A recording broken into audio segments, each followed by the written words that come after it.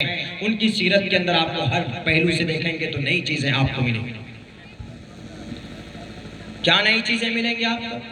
ابھی کرونا آیا، کووڈ آیا، تو کووڈ سے بچنے کا راستہ بھی محمد رسول اللہ نے بتایا ہے کہ نہیں بتایا؟ WHO نے بعد میں کہا کیا؟ ہاتھ دھوئیے، کرونا سے بچنے کا واحد علاج کیا؟ ہاتھ دھوئیے آپ، یہ کہا۔ دوسرے نمبر پر آپ ماسک لگائیے، تیسرے نمبر پر آپ سوشل ڈسٹینسنگ بنا کر رکھیں۔ یہ تین چیز کمپلسری کرونا سے بچنے کے لیے، یہ تین علاج۔ لیکن اللہ کے نبی علیہ السلام نے ان تینوں چیزوں کو محمد رسول اللہ صلی اللہ علیہ وسلم نے پہلے سے بتایا۔ پہلی چیز کیا؟ ہاتھ دھونے کے لیے ابھی لوگ بول رہے ہیں، لیکن محمد رسول اللہ صلی اللہ علیہ وسلم کی زندگی میں سنت ہے کہ نہیں؟ جب آپ کھانے بیٹھتے ہیں تو 3 مرتبہ ہاتھ دھو لیں، کھانے کے آداب میں سے ہے۔ جب آپ باہر سے کہیں سے آتے استنجا کر کے آتے ہیں تو 3 مرتبہ ہاتھ دھو لیں، سنت رسول ہے کہ نہیں ہے؟ جب آپ وضو کرنے جاتے ہیں تو ہاتھ دھوتے ہیں، بلکہ قرآن کا آرڈر ہے فَغْسِلُوا وُجُوهَكُمْ وَأَيْدِيَكُمْ، اپنے دونوں ہاتھوں کو دھو۔ اب جو آدمی 5 وقت وضو کرے گا دن میں، اب بتائیے 3 مرتبہ ہر وقت دھوئے گا اپنے دونوں ہاتھوں کو، 15 مرتبہ ہاتھ دھلنا ہو جائے گا اس کا۔ جو آدمی 15 مرتبہ ہاتھ دھوئے گا کبھی بھی کورونا اس کے قریب نہیں آئے، کبھی بھی نہیں آئے۔ 1450 سال پہلے یہ بات بتائی گئی ہے، کس میں؟ محمد رسول اللہ کے ذریعے۔ اور ماسک ابھی لگاتے ہیں، ماسک ابھی لگائیے جی ماسک۔ کیوں؟ ابھی کورونا ناک میں گھس جائے۔ کورونا ناک سے بہت جلدی جاتا ہے، منہ سے بہت جلدی جاتا ہے، اور کہتا ہے کہ 3 دن تک یہاں سفر کرتا، یہاں قیام کرتا گلے پہ، یہاں پر 3 دن تک رکتا ہے، اس کے بعد پھر اندر جاتا ہے، اسی لیے ماسک لگاتے ہیں۔ تو اللہ تبارک و تعالیٰ نے کورونا سے بچنے کا بھی بہت پہلے ایک ماڈل پیش کیا۔ کیا؟ نقاب کی صورت میں، برقعے کی صورت میں، کہ ہماری سماج کی بہو بیٹیاں جو نقاب باندھتی ہیں، اس پر جو لوگ اعتراض کرتے ہیں، فرانس والوں نے باضابطہ نقاب کے اوپر پابندی لگانے کے لیے ووٹنگ کی، اور 52% ووٹ ملے فرانس میں۔ فرانس کے اندر میں شیعہ برادری کے لوگ زیادہ رہتے ہیں، تو وہاں پر ووٹ ملا کہ برقعے کے اوپر پابندی لگنی چاہیے، اس لیے کہ برقع پہن کر سانس نہیں لیا جا سکتا ہے۔ برقعے میں رہیں گے، نقاب میں رہیں گے تو سانس لینے میں دقت ہوتی ہے، سفوکیشن اور گھٹن کی وجہ سے موت بھی ہو سکتی ہے۔ تو اللہ نے کورونا کے ذریعے سے اس کو غلط کروا دیا۔ کورونا آیا تو ماسک لگا لیتے ہیں، اب ماسک لگا کر آدمی کتنے گھنٹے تک رہتا ہے؟ 12 گھنٹے، 10 گھنٹے تک رہتا ہے، بلکہ اگر کوئی 14 گھنٹہ ڈیوٹی کرتا تو 14 گھنٹے تک ماسک لگا کر رہتا، ماسک لگا کر رہتا۔ تو اللہ نے کہا کہ جب تم مرے، تم 14 گھنٹے ماسک لگا کر سانس لے سکتے ہو، تم جی سکتے ہو، تو ہماری سماج کی مائیں اور بہنیں 6 گھنٹے تک برقع لگا کر سانس کیوں نہیں لے سکتی؟ بتائیے ہے کوئی اس میں پرانی چیز؟ ساری وہی نئی چیزیں ہیں جو آج کی نظر سے دیکھو تو آپ کو وہی نئی چیزیں ملیں گی۔ میرے بھائیوں ایسا نہیں ہے، آپ ایک سنت پر عمل کر کے تو دیکھو۔ انگریزوں کا، کرسچنوں کا، جین اور یہ کمیونزم کا یہ مشن ہے آپ کو آپ کے ایمان سے جدا کرنا۔ ہم لوگ آج ٹوتھ پیسٹ استعمال کرتے ہیں، برش استعمال کرتے ہیں، کیوں؟ یہ کس سنت کو ختم کرنے کی پلاننگ تھی؟ ہمیں اور آپ کو شاید معلوم نہیں، میں بتا رہا ہوں آپ کو، آپ نے کبھی نہیں سنا ہوگا۔ میں آپ کو بتا رہا ہوں کہ ایک کرسچن نے اپنے بچے کو مدرسے میں داخل کیا۔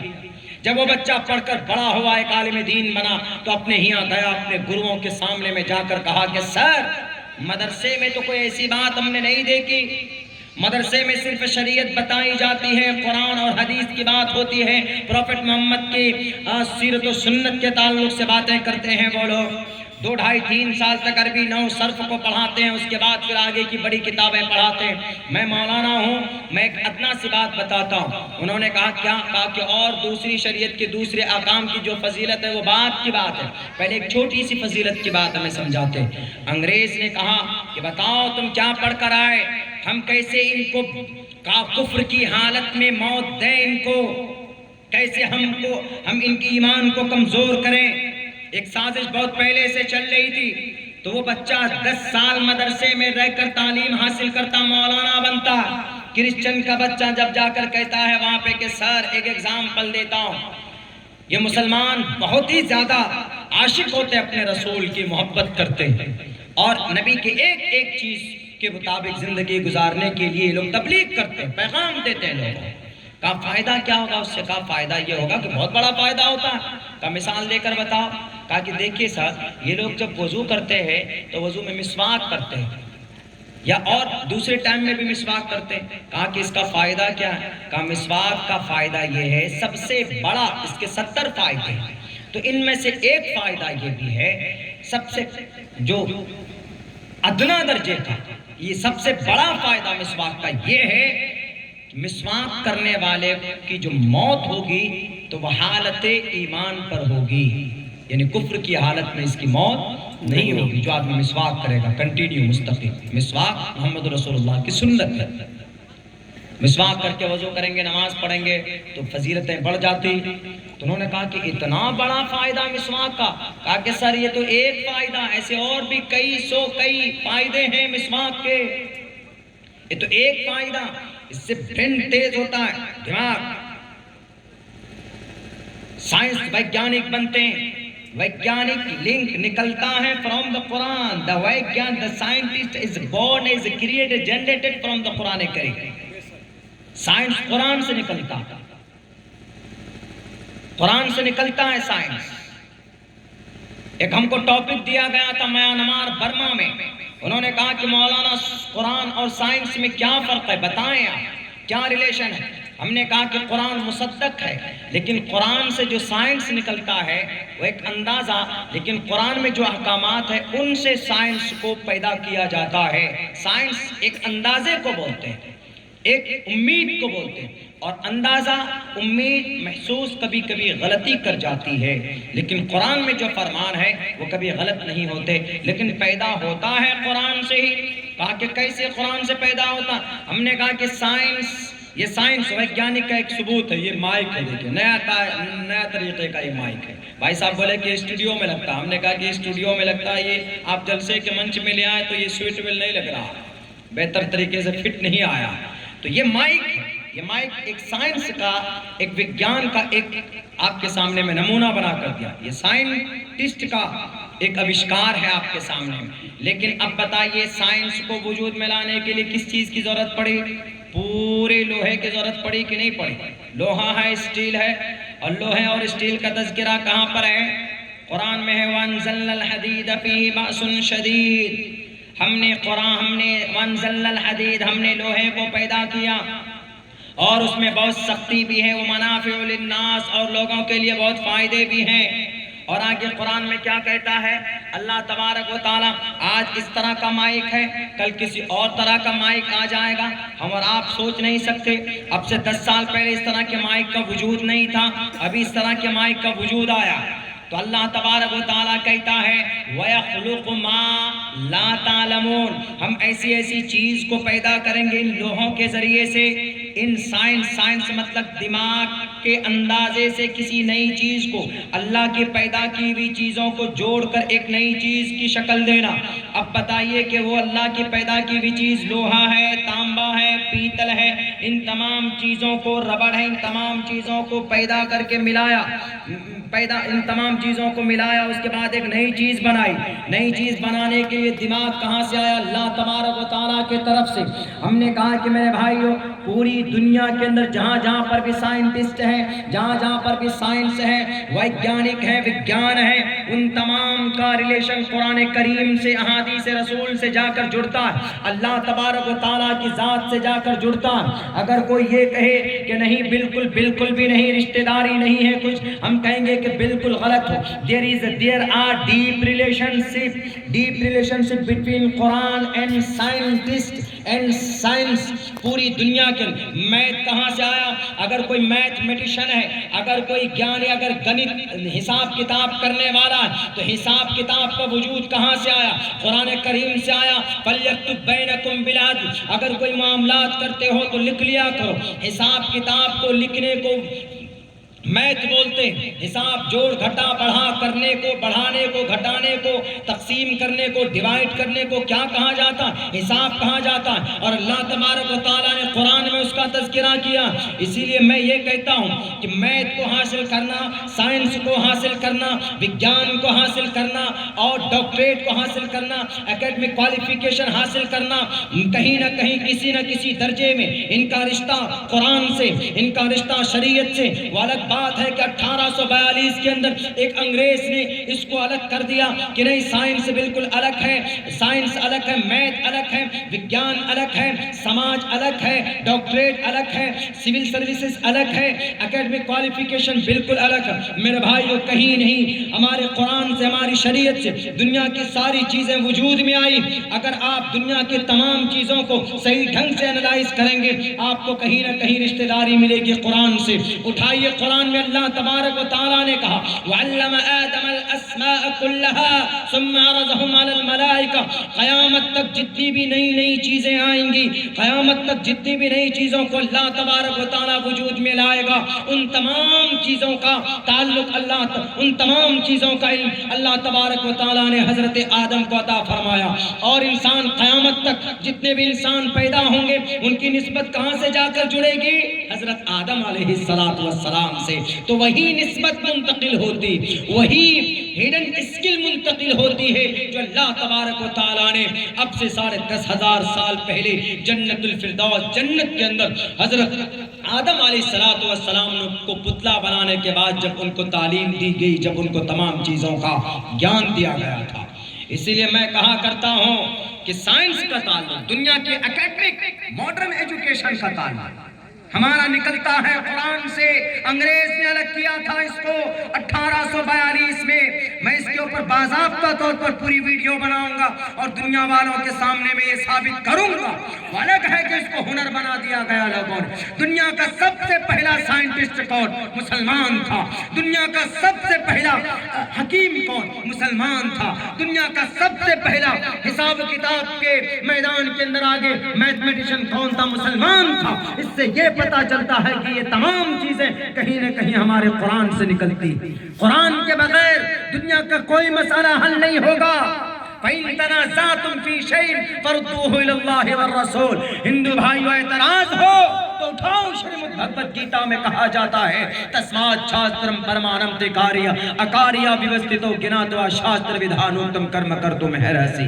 اپنی طرف سے کوئی فیصلہ مت کرو، بلکہ ایشوریہ گرنتھوں کو ٹٹول کر دیکھو ایشور نے اپنے گرنتھوں میں کیا کہا۔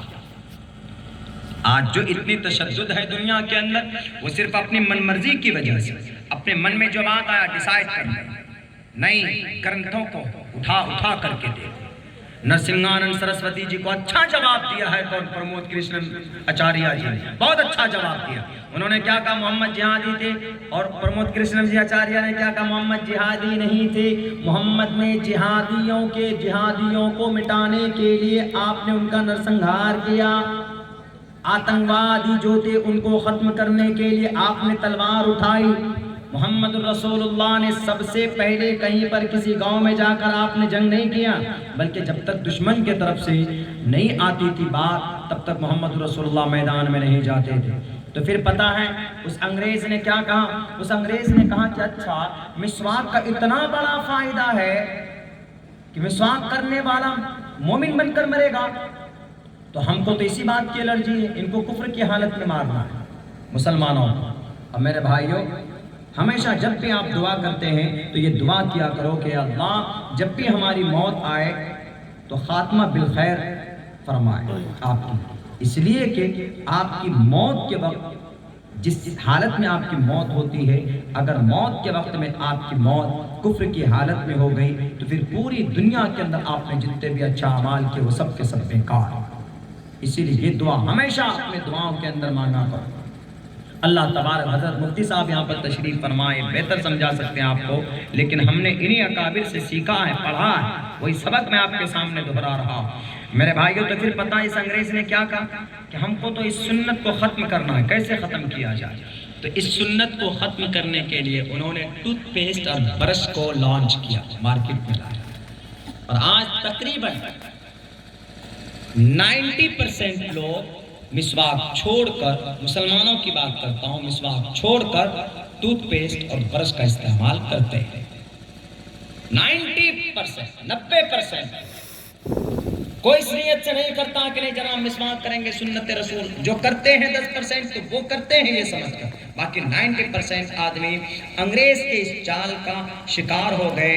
اب بتائیے جب آدمی محمد رسول اللہ کا کوئی کلام، کوئی سنت، کوئی حدیث جھوٹی ہو سکتی؟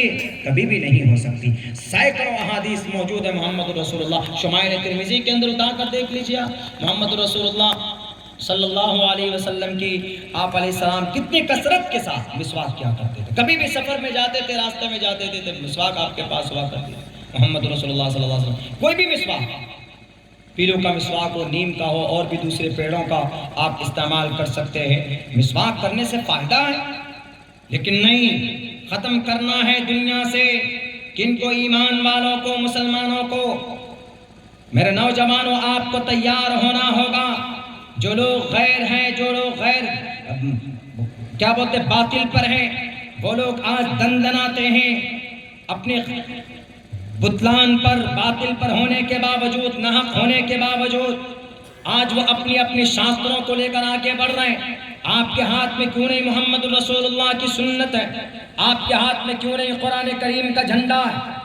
آپ کو بھارت کا سمویدھان منع نہیں کرتا ہے، آپ قرآن پڑھ سکتے ہو، آپ نماز، آپ پوری محمد رسول اللہ کی سنت کا پرچار کر سکتے ہو۔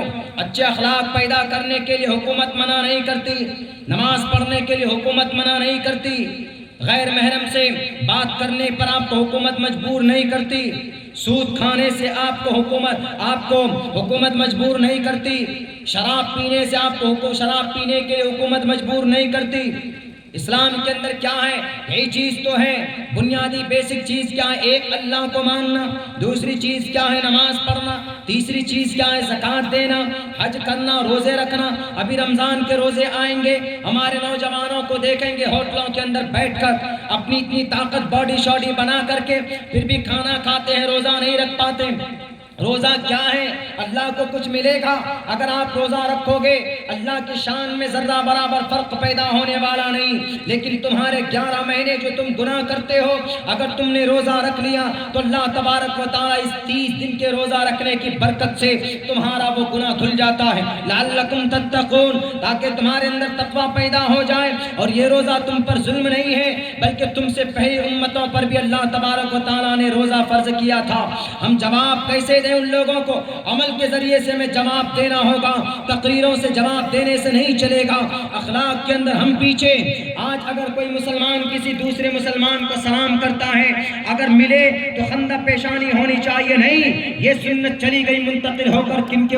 کرسچنوں کے اندر، یہودیوں کے اندر، اور یہ سنت چلی گئی ہے منتقل ہو کر کافروں کے بیچ میں اور انگریزوں کے بیچ میں۔ انگریز ہاتھ ملاتے ہیں تو خوشی سے بات کرتے ہیں، ایک دوسرے سے ہنس کر بات کرتے ہیں، اور ہم تو مسلمان اتنے بغض اپنے اندر رکھتے ہیں، پہلی بات تو سلام نہیں کرتے۔ محمد رسول اللہ نے کیا کہا؟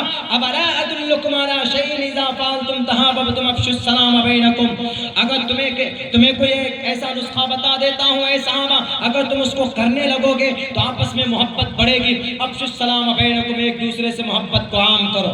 میرے بھائیو، آج ہم کرتے ہیں، یہ سنت سمجھ کر ہم نہیں کرتے، ہمیں کرنا ہوگا۔ نبی کے ایک سنت پر عمل کر لو گے تو اللہ تبارک و تعالیٰ 100 شہیدوں کا ثواب عطا فرمائے گا۔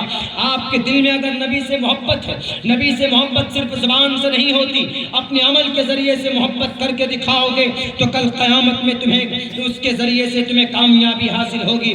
صرف زبانی دعویٰ کرنے سے، زبانی مسلمان بننے سے کوئی فائدہ نہیں۔ زبانی دعوے داری کرنے والا حضرت خواجہ ابو طالب بھی ہو سکتے تھے، انہوں نے نبی کی محبت بھی، نبی سے محبت بھی کی تھی، نبی کے ہر قدم پر انہوں نے ساتھ بھی دیا تھا، لیکن شریعت کے مطابق عمل کے اعتبار سے بالکل کورے سے کھوکھلے تھے۔ مرنے کے بعد خواجہ ابو طالب جہنم چلے جاتے ہیں۔ بلال حبشی بھلے ہی بدصورت تھے، کالے کلوٹے تھے، لیکن عمل کے اعتبار سے تمام صحابہ کرام کے بیچ میں سبقت لے جانے کی کوشش کرتے تھے۔ بلال حبشی گندے ہیں، بلال حبشی شکل کے اعتبار سے بدصورت ہے، گندے دکھنے میں لگتے ہیں، خراب لگتے ہیں دکھنے میں، بدصورت انسانوں کی فہرست تیار کی جائے تو بلال حبشی کا نام سب سے پہلے ہوگا۔ ہونٹ موٹے تھے، ایک جگہ پر نکاح کرنے کے لیے پہنچے، محمد رسول اللہ نے بھیجا تھا تو اس عورت نے، اس کے باپ نے دیکھ کر منع کر دیا تھا کہ ہم ایک بدصورت انسان کو اپنا داماد نہیں بنائیں گے۔ رونے لگے، تڑپنے لگے کہ میری بدصورتی کی وجہ سے مجھے کوئی لڑکی نہیں دے رہا ہے، لیکن محمد رسول اللہ نے کہا کہ بلال ڈرنے کی ضرورت نہیں ہے، جاؤ، تمہارا ایسا کون سا عمل ہے مجھے بتاؤ بلال، اللہ کے نظر میں تمہارا کیا مقام ہے؟ جب تم چلتے ہو مکہ کی گلیوں میں تو بلال اللہ کے نظر میں تم اتنے خوبصورت ہو کہ تمہاری چلنے کی آہٹ سنائی دیتی ہے مجھے جنت الفردوس میں۔ عمل کے میدان میں ہمیں آگے آنا ہوگا۔ ہم اگر عمل کے میدان میں آگے آئیں گے تبھی جا کر یہ ٹیکا لگا کر الٹی سیدھی بات کرنے والا ہندو مسلمانوں کے بیچ میں دراریں پیدا کرنے والوں کو ان کو سبق ملنا چاہیے، کیا قانونی کارروائی ہونی چاہیے، اور ہم ان کے پاس جائیں محمد رسول اللہ کی سیرت کو لے کر۔ ایک لڑکے کو پانی پینے کے لیے گیا اس شیو شکتی دھام ڈاسنا کے اندر، اس لڑکے کو صرف یہ کہا کہ تمہارا نام کیا، واٹس یور نیم؟ انہوں نے کہا کہ میرا نام محمد آصف ہے۔ اتنا مارا کہ اس کو جان سے مارا۔ ابھی کی بات بتائیے کیا جرم ہے جی؟ مسلمان تھے، کیا گناہ تھا مسلمانوں کا؟ اللہ کو ایک مانتے۔ کیا اللہ کو ایک ماننا گناہ ہے؟ اللہ کو ایک ماننا گناہ نہیں ہونا چاہیے، چونکہ قرآن نے کہا قل هو اللہ احد اللہ الصمد۔ اگر اللہ کو ایک ماننا گناہ ہے تو پھر اٹھاؤ برہما سوتر میں کہا گیا ایکم برہما دتیو ناستے نہنا ناستے کنچن ایکم ایوم ادویتم۔ دوسرا کیا کام؟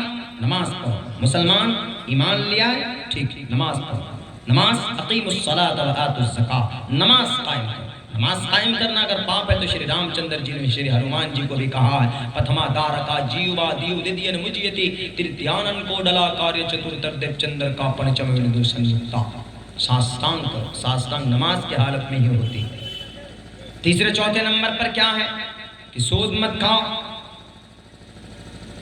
ارکان اسلام میں سے ہے کہ زکوٰۃ دو، دان کرو، روزہ رکھو، کتب علیکم الصیام، نماز پابندی کے ساتھ پڑھتے پڑھتے اگر تمہیں اللہ نے وسعت دی، طاقت دی ہے تو واتم الحج والعمرۃ للہ۔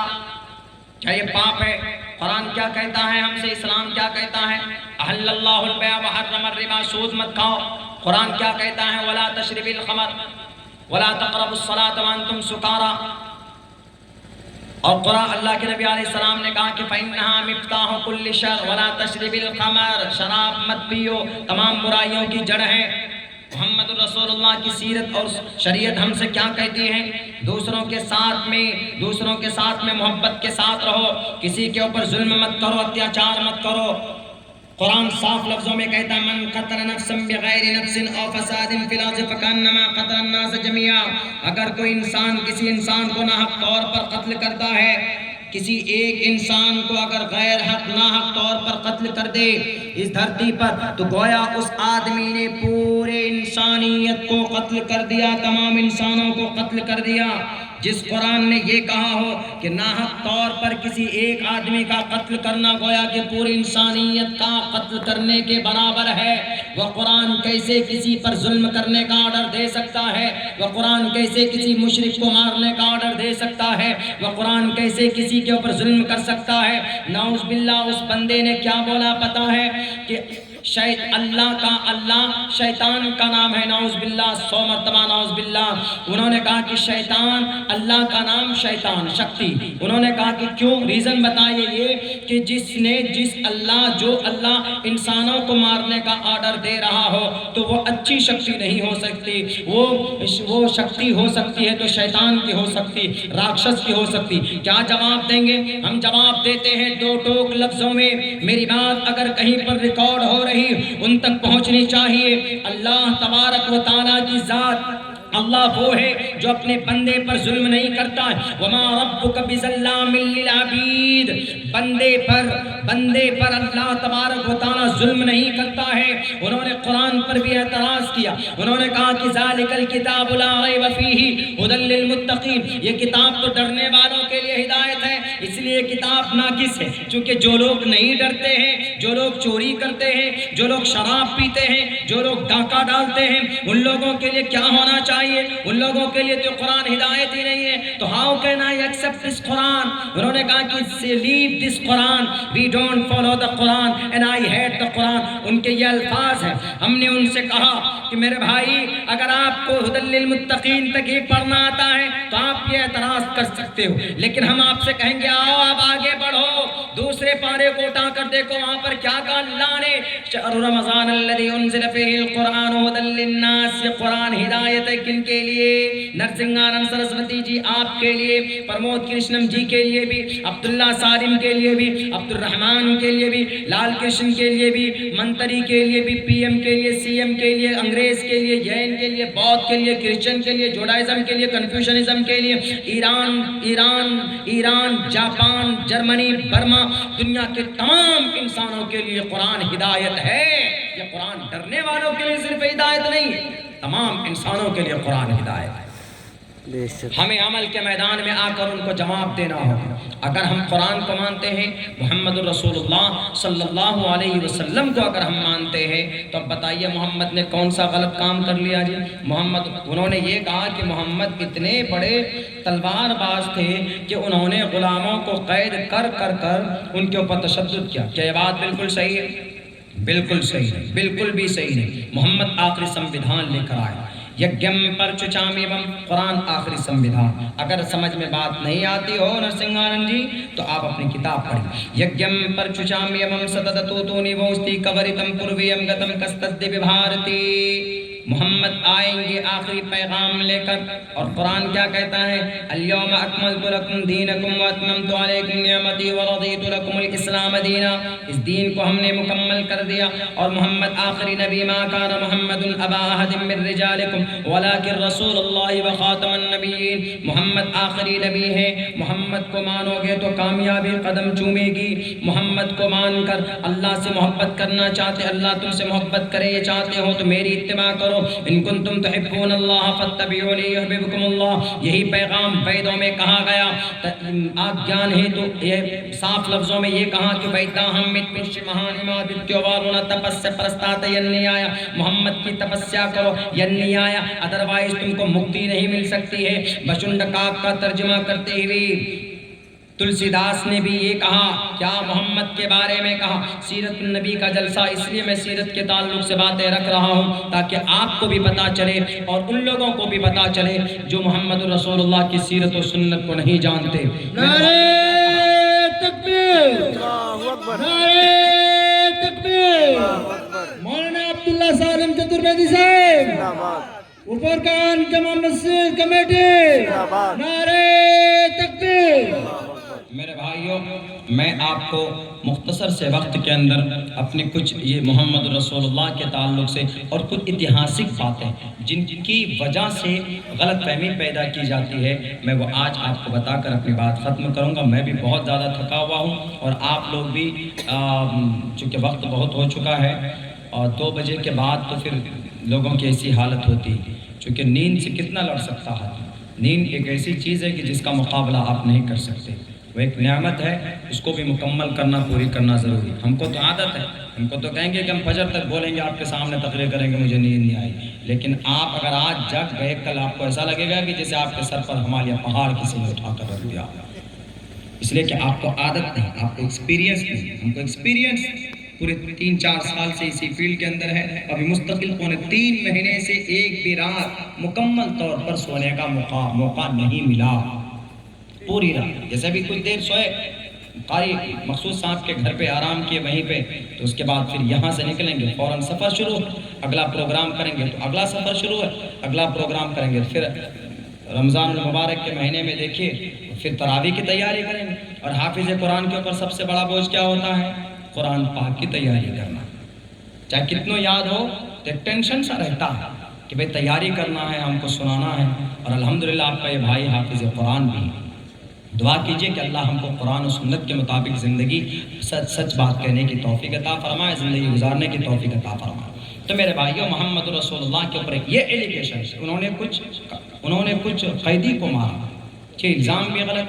محمد رسول اللہ تو اتنے دیاوان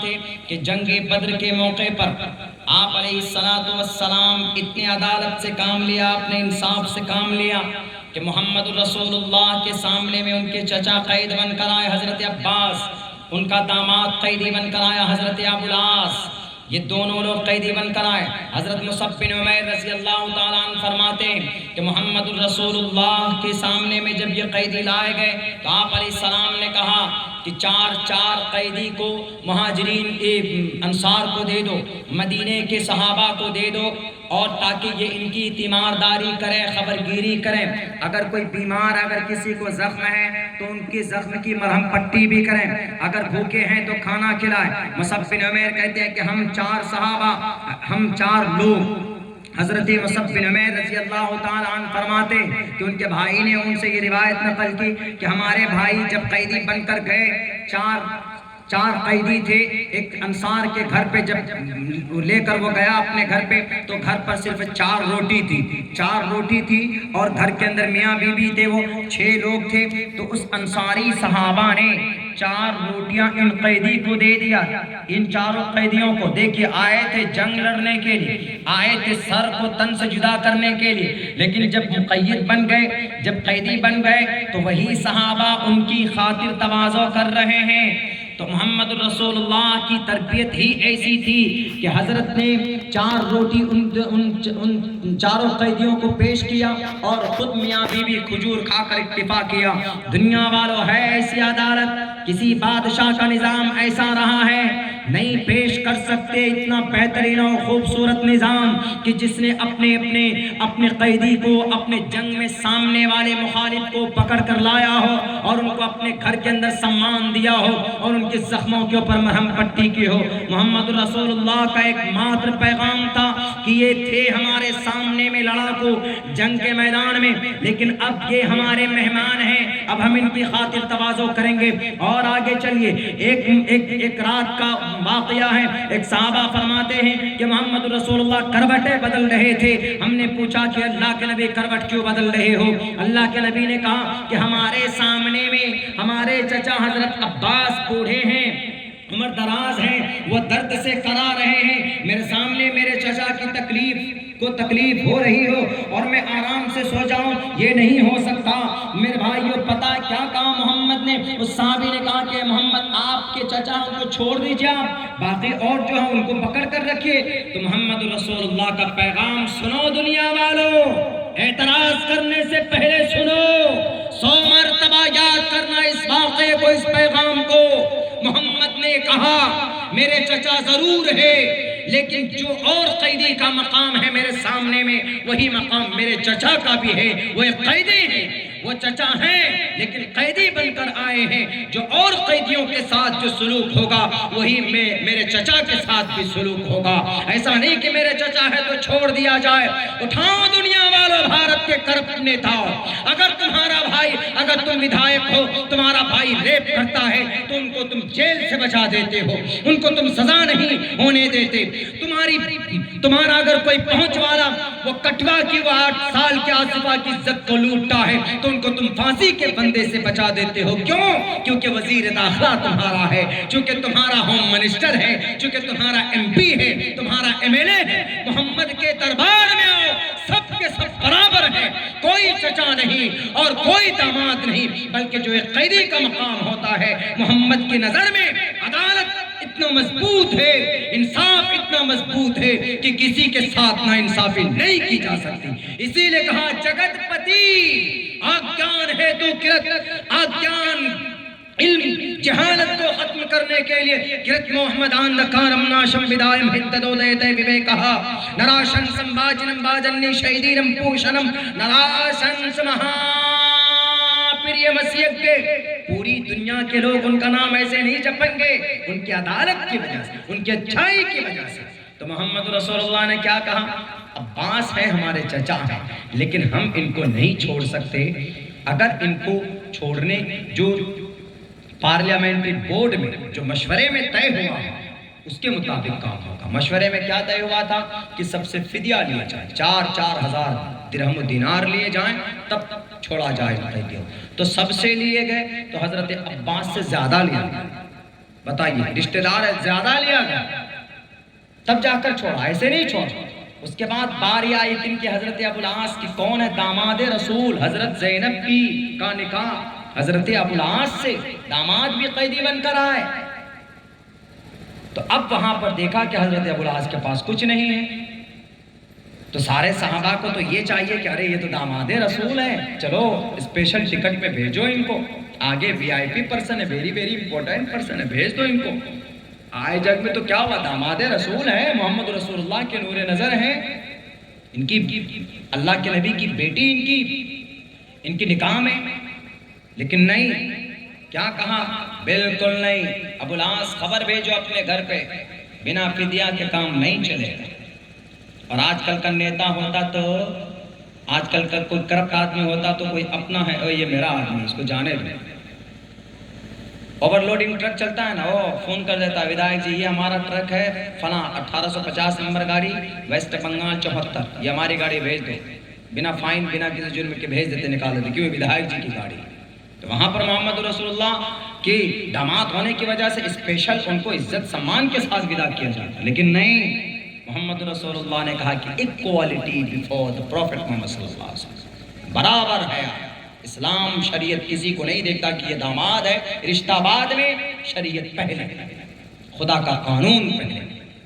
تو میرے بھائیوں، تو پھر کیا کہا؟ حضرت ابو العاص نے خبر بھیجا اپنی اہلیہ محترمہ حضرت زینب کو، تو حضرت زینب کے پاس تو کچھ تھا نہیں مکہ میں، ان کے پاس ایک ہار تھا، وہ ہار دے دیا، لا کر بھیج دیا، لے کر آیا آدمی۔ حضرت ابو العاص نے اللہ کے نبی کو کہا کہ لیجئے فدیہ ہمارا، تو اللہ کے نبی دیکھ کر اس ہار کو رونے لگے۔ تو صحابہ نے پوچھا کہ کیوں اللہ کے نبی، کیا ہوا؟ کہا کہ یہ ہار میں نے خدیجہ کو دیا تھا، یہ ہار میں نے خدیجہ کو دیا تھا، دیکھ کر خدیجہ کی یاد آ گئی۔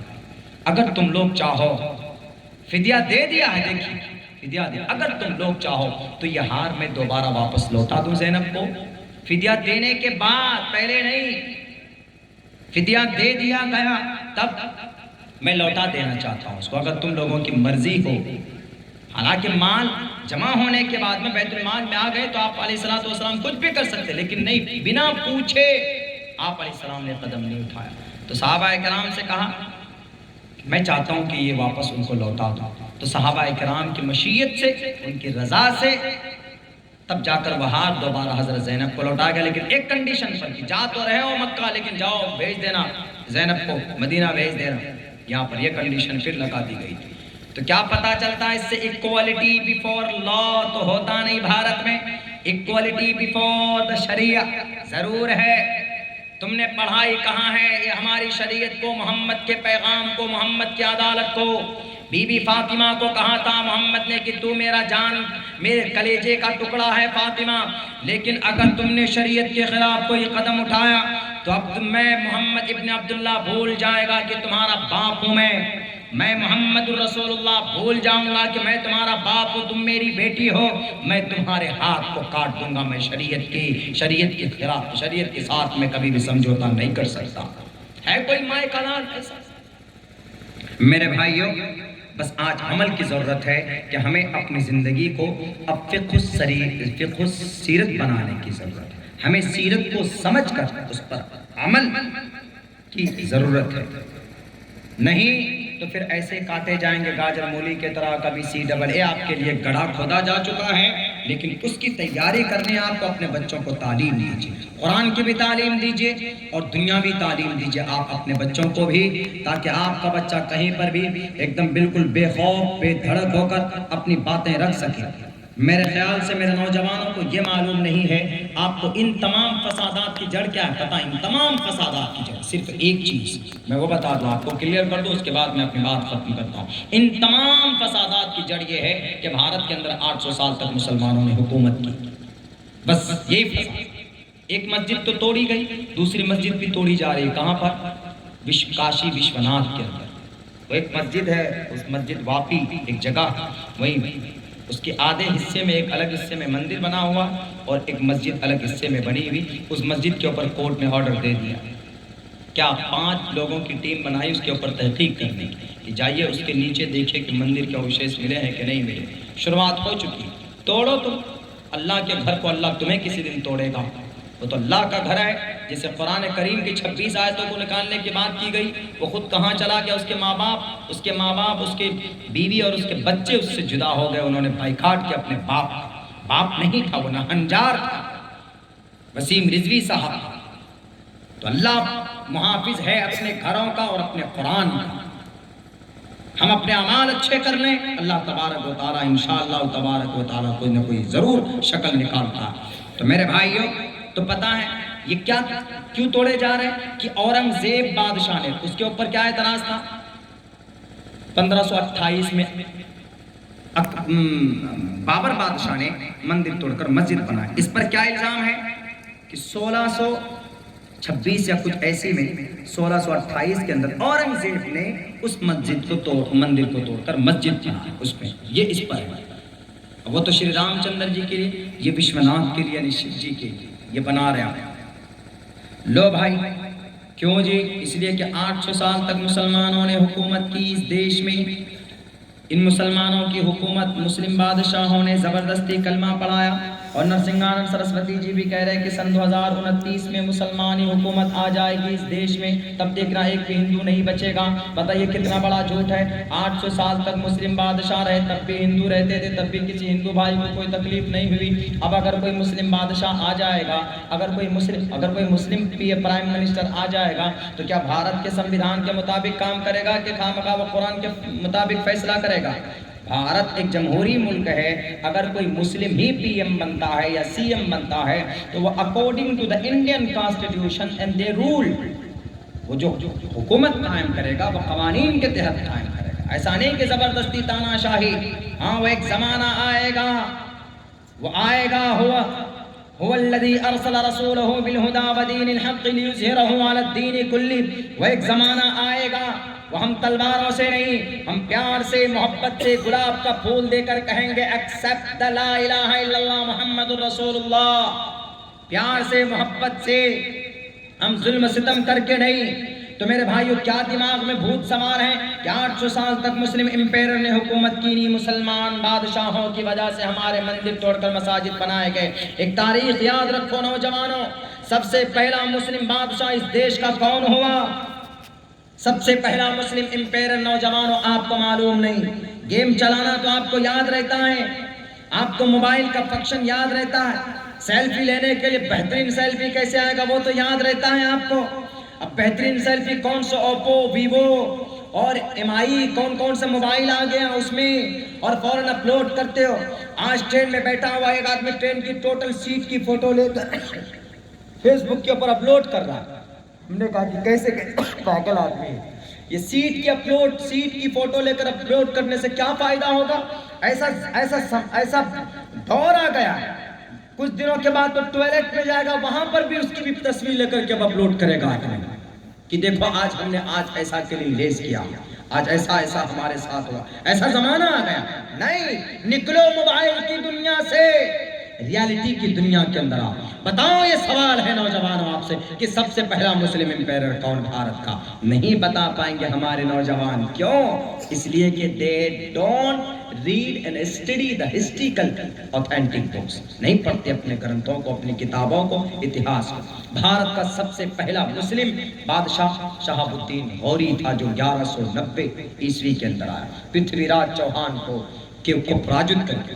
اس کے بعد جب یہ چلے گئے، انہوں نے حکومت دے دی تھی 2 غلام کو دے دی تھی، نہ قطب الدین ایبک کو اور التمش کو. دونوں غلام اتنے نیک تھے، اتنے اللہ والے تھے کہ 40 سال تک تہجد کی نماز ان کی کبھی فوت ہی نہیں ہوئی تھی. بتائیے، اتنے نیک بادشاہ. شہاب الدین غوری کے بعد ناصر الدین بلبن دوسرا بادشاہ مسلمان کا، مسلمانی تیسرا بادشاہ جلال الدین خلجی، چوتھا بادشاہ محمد تغلق، پانچواں بادشاہ محمد تیمور لنگ محمد تیمور لنگ نام. آدھی دنیا پر حکومت تھی تیمور لنگ کی، آدھی دنیا پر. یعنی آدھی مشرقی دنیا پر تیمور کی تھی اور مغربی آدھی دنیا کے اوپر سلطان بایزید خان کی دو بادشاہ تھے جن کی وقت پوری آدھی دنیا میں حکومت تھی. اگر یہ دونوں بادشاہ مل جاتے تیمور لنگ اور بایزید خان تو آج پوری دنیا کے اندر اسلام کا جھنڈا لہرا رہا ہوتا پوری دنیا میں. لیکن یہ دونوں لڑ گئے, خود سے دونوں لڑائی کر گئے, دونوں لڑ جھڑ کر مر کر کٹ گئے, بکھر گئے دونوں کے دونوں. تو تیمور لنگ نے سادات کو دے دیا تھا. تو سادات کے بعد بہلول لودھی آئے. بہلول لودھی کے بعد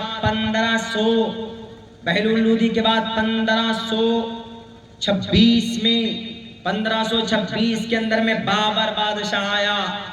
اب 1528 کے پر یہ الزام لگتا ہے کہ اس نے بابری مسجد تو رام مندر توڑا, بابری مسجد بنایا. خیر, تو 1526 میں بابر آیا. تو بابر کی اولاد 1526 سے لے کر 1857 تک 300 سال تک بابر بادشاہ کی اولادوں کی حکومت رہی.